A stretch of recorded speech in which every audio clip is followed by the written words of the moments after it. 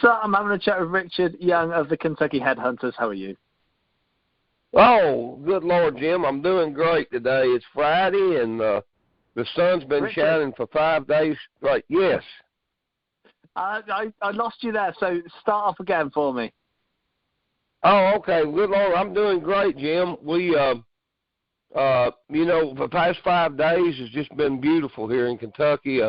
We had a pretty harsh winter, and, my brother and I have about 100 head of beef cattle, so we had to get out and hit it, in the snow a lot and cold, so we're basking in the sun. Even though it's only 70 here, it's quite a bit different than 5 and 10 degrees, So we're doing well, man, and just this thing that we went through past 2 years has been a little nuts with this V monster thing and the COVID, and in 2020, Jim, we only got to play 8 shows, and we didn't lose all of our shows, but I'd say 50 or 60 of them or 70 moved to 2021, and so we went a whole year with barely seeing each other, and I told my wife one day,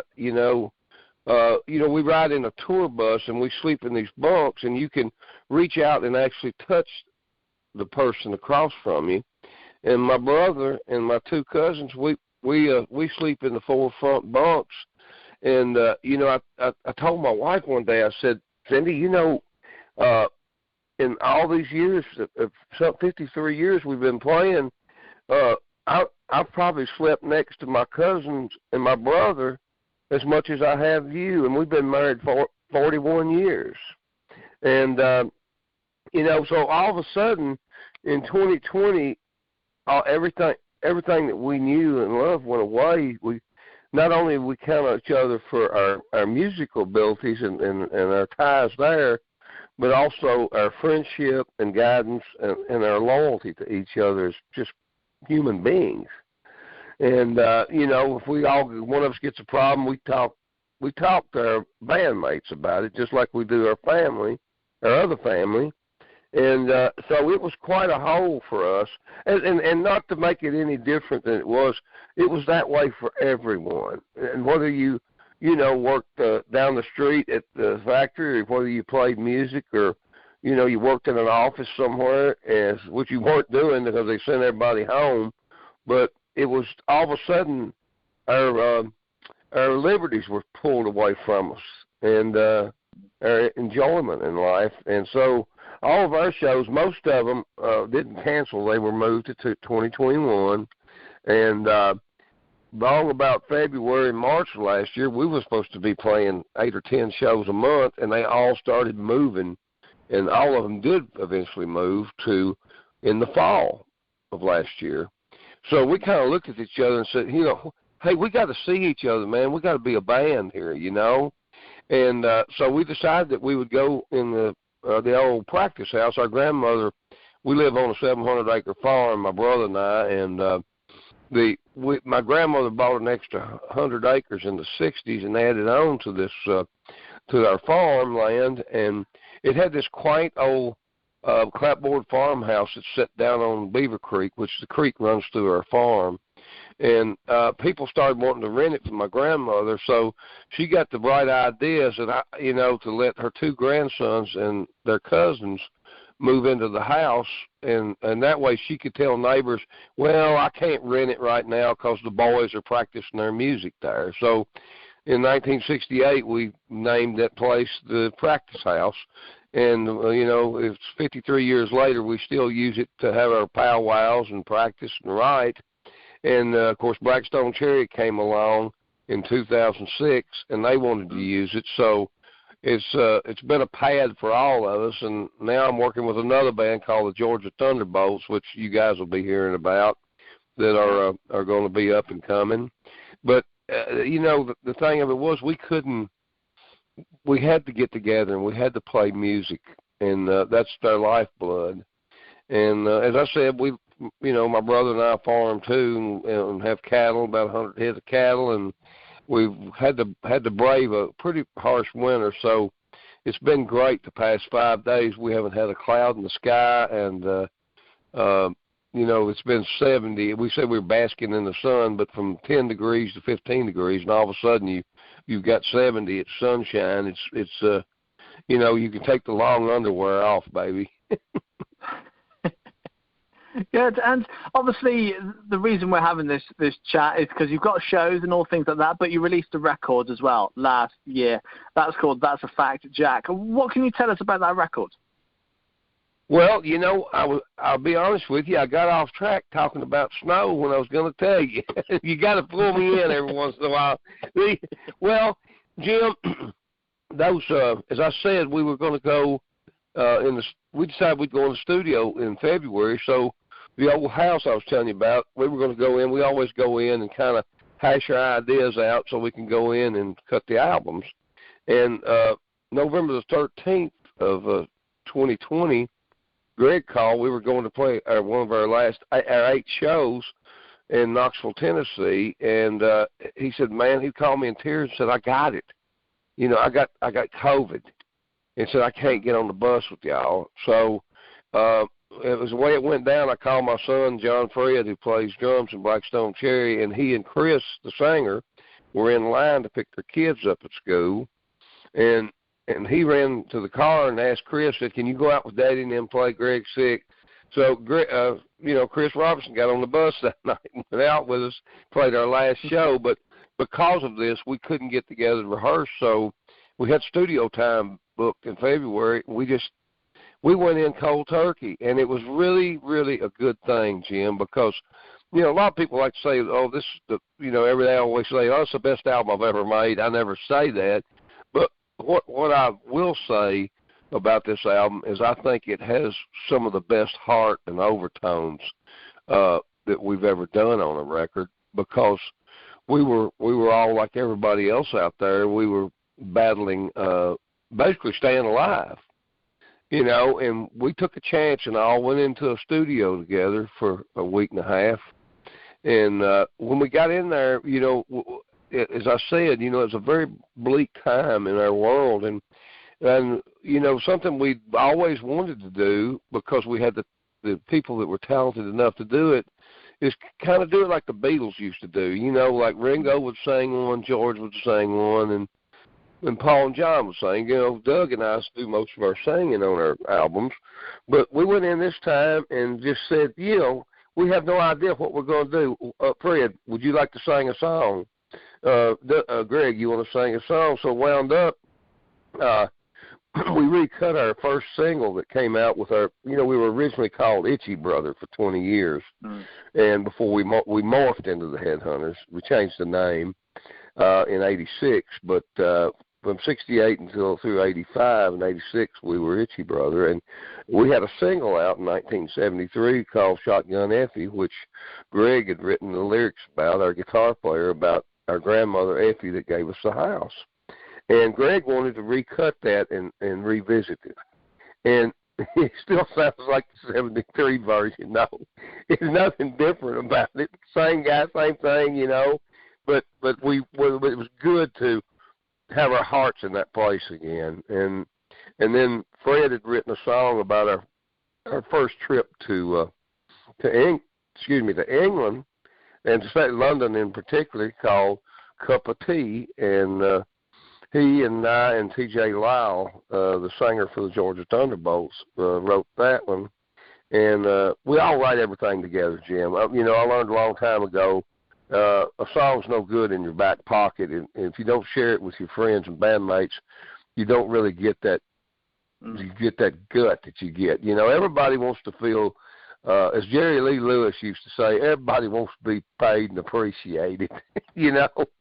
So we all share everything, but that Cup of Tea is a special track on there, because it is truly, it's kind of like a spin-off of, because we grew up in the 60s admiring, and we all had a crush on Twiggy, the model, and we loved the Beatles and all this, and the Carnaby Street and all that. We actually lived that, studied it. And so Fred wrote a song about our first trip to London, but it was just 40 years too late, but we lived it anyway, you know. So that song was, if we had to come over in the 60s or early 70s when all that was going on, then that would have been our experience from that. And that was a very clever song that he came up with on that. And then we wound up, Fred had always wanted us to record Rick Derringer's Cheap Tequila song. And, you know, really Greg kind of has a Rick Derringer type voice. But in the end, he wanted to do Shotgun Effie. So Fred sung Cheap Tequila on the record. And I love the vibe that he got on it because it's got kind of a country blues thing against, it almost sounds like Ian Anderson singing with the Headhunters or something, you know, from Jethro Tull. And I like that. And, of course, all the other songs that we've done have been everybody pitched in on, and we had some great players. You know, we've cut all the tracks, and we're very we don't have a keyboard player or a pianist in our band, but we have some great friends that come in and play parts for us if we need them. Yeah. And one being Reese Winans, who was, of course, a fabulous organist with Stevie Ray Vaughan and the Double Trouble Band, and then also Kevin McKendry, who these boys all live close to us. You know, they live down in Nashville. It's 80 miles from us. But Kevin McKendry, who plays with Brian Setzer and his band and his orchestra, and then also plays with Delbert McClinton. So we're very fortunate, and we kind of have the bar raised high on keyboards because a lot of folks may not know it, but we actually did 2 blues albums with the late, great pianist Johnny Johnson, who actually hired Chuck Berry to be his band and be in his band, and then Chuck took the band over, and Johnny was his collaborator. A lot of people didn't realize that he was really more involved in just being the piano player. He was actually, Keith Richards tells it the best, but we were fortunate, thanks to Keith, because he did the Hell Hell Rock and Roll movie for Chuck's documentary and put a Crackerjack band together. And he tells the story better than we do. But Keith and Eric Clapton did a solo album on Johnny after the movie. And we were very fortunate that Electra Nonsuch wanted to do a second album, and we were recommended by Keith and Pierre, his buddy that helps him with things. And so we got to meet Johnny Johnson do an album, and I always tell everybody there's the Headhunters before Johnny Johnson, the Headhunters after, because he made us play like men, because we laughed. We would call him One Time Johnny, because if he played a track one time, he got it right every time. So I know, you know, he's one of those guys. He was 78 years old when we met him. No, he was 70. And, you know, if you haven't heard that music, not pushing the Headhunters music, but go listen to those albums and listen to Johnny's agility at an old age. It sounds like he's 25 years old, you know. But we were very fortunate. So because of that training and the 2 albums we did with Johnny, if we go after somebody to play keys on any of our stuff, he's got to be a bad boy. You know what I'm saying? Yeah, no, absolutely. And speaking of the legacies and people you've worked with before, you yourselves have been releasing music for years, right back to the working in the 60s when you were as Itchy Brother through to reforming and being the Kentucky Headhunters. How have you evolved? How has the music evolved over the years through until now? Well, you know, I'll be honest with you. Now, Itchy Brother was a little bit heavier. We were, you know, I really didn't play much guitar then. It was like a 3-piece. They used to call us the hillbilly Led Zeppelin here in the States. So it's like, it was kind of like Mitchell Fox, who actually worked for Led Zeppelin in America, saw us in 1978, and he describes us as we were like the Who playing Southern rock. And so it was at that period of time, that was something that was those were our favorite bands during that time. We grew up listening to Free and Cream, Moby Grape, all those great bands. A lot of them were English. And so very early on, we adapted a real English overtone, even though, we always said we were going to be an English rock band, which is geographically impossible because we were from Kentucky. But we learned a lot from those guys, and then we went back and we dug even deeper into the blues and realized, the Muddy Waters, Sonny Boy Williamson, Howlin' Wolf, all those guys. We learned so much from the English rock bands, where American bands were really not astute to that at the time as much. You had Mike Bloomfield, guys like that, Paul Butterfield, but they were strictly blues. So it didn't get out to the kids' masses like it, You had to be aficionado of the blues to appreciate that. Where over in the bands over in Europe came up starving for that music and loving it and getting their hands on it. Jimmy Page, Jeff Beck, Eric Clapton, Peter Green, all those guys were in love with, American Southern heritage music, blues music, and folk, and even bluegrass, if it came from Kentucky. But I think that we have, as you can listen to That's a Fact, Jack, and if you listen to the title track, That's a Fact, Jack, you can definitely hear our Southern rock. We haven't lost our English rock overtones. Yeah. But over the years, we've added a lot. And, Jim, when we were kids, living down there on the farm, when we got big enough to help work on the farm, like we raised tobacco and soybeans and corn on our farm, but we would always get the bad job since we were kids. They wouldn't let us handle a tobacco knife because it was too dangerous, or a spike tobacco. So we would get the job of carrying the tobacco sticks that they put the tobacco on to take it and put in the barn. And it was a terrible. It's the worst job you could get because you'd have like 20 of these inch by inch, 4 feet things carrying them on your shoulder, and they would roll, and you get blood blisters. It was just awful. You torture to a child. But when we would be in the field working in America, and I'm sure it's probably to a certain extent that way in y'all's country, we had farms that joined our farm, and some of them were owned by white folks, and some were African-American families that owned farms. And so what everybody would do in the community is they would light in on one farmer's crop, like locusts, and put it in the barn, and then they would move on to the next guy's farm and do the same thing. But what we were exposed to when we were just, barely adolescents, not even, everybody used to sing while they was working in the fields, and, you'd have one cat trying to sound like Elvis or Jerry Lee Lewis or Johnny Cash and singing at the top of his lungs, and, and out there in 100-degree weather. And then you would have people singing country music, like Lefty Frizzell and Hank Williams Sr., and then you would have the great African-American gospel spirits being sung.